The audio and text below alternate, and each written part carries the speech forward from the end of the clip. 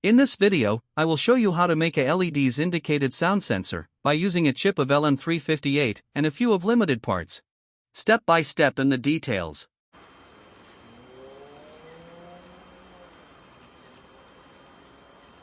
This 8 terminals chip is LM358, an operational amplifier, which often call it as op-amp in practice, for short.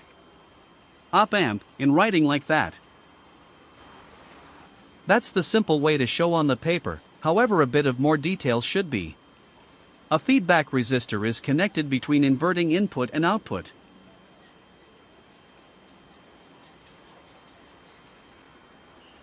VCC is here. And ground is at the bottom. Inverting input voltage is V in. Non-inverting input voltage is V in apostrophe. V out is here. There are two golden rules when dealing with op-amps. First, the current I in. Going into any op-amp is zero. In practice, however, there is always some current get into it, but is very little.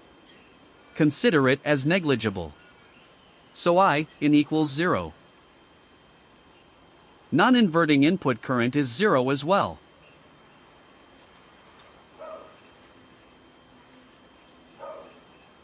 Number 1 rule is the input current is 0. Second, inverting input voltage and non-inverting input voltage are almost the same. Number 2 rule is V in equals V in apostrophe. Although in practice, V in and V in apostrophe might not have been the same input, the voltage from feedback would make V in as the same as V in apostrophe. A typical inverting op-amp is showed here. The gain from its amplifying is at A equals minus RF divided by RI, which is the feedback resistor's value divided by the input resistor's value. The minus means the input and output signal have 180-degree phase difference.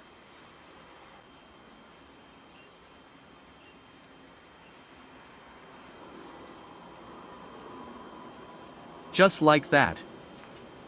So, don't forget minus symbol there. A typical non-inverting op-amp is showed here. The gain from amplifying is A equals RF divided by RI dot plus 1.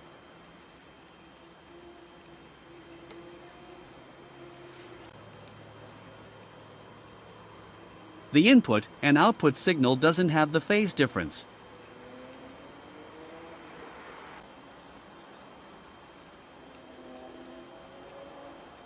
Like that.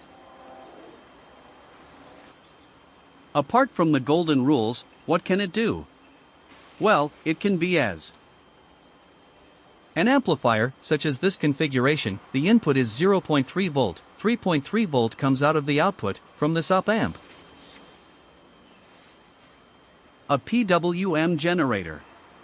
This configuration will make the square wave from the output. A voltage follower. This configuration has the same input and output voltage value. As an example here, input and output voltage is 2.5 volt.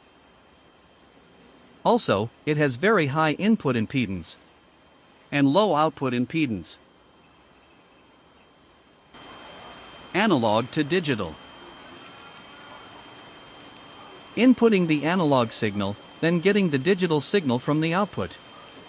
These are just a few of the circuits in use.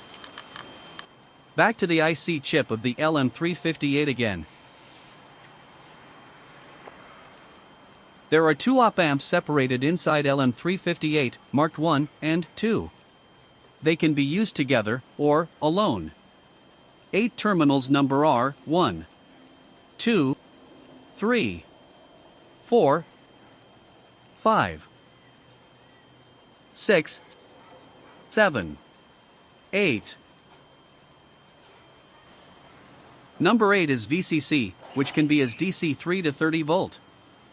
Number 4 is negative, or ground. Number 1 is the output from op-amp 1 on the left. Number 7 is the output from op-amp 2 on the right. So, left part is for the op-amp 1. Right part is for the op-amp 2 inside LM358. This is the LM358 datasheets, as an example showed here. Also, showed its internal integrated circuit diagram. This page showed its practical and limitation as well. Today, only focusing on an inverting op-amp application in use.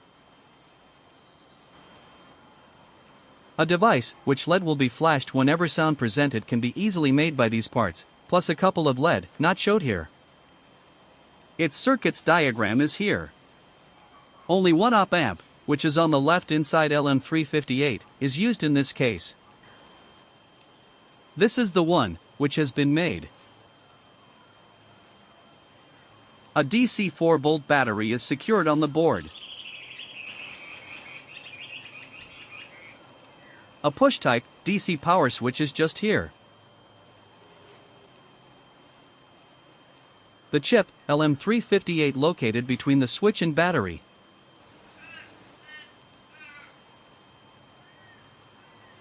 A condenser-type microphone is here on the breadboard.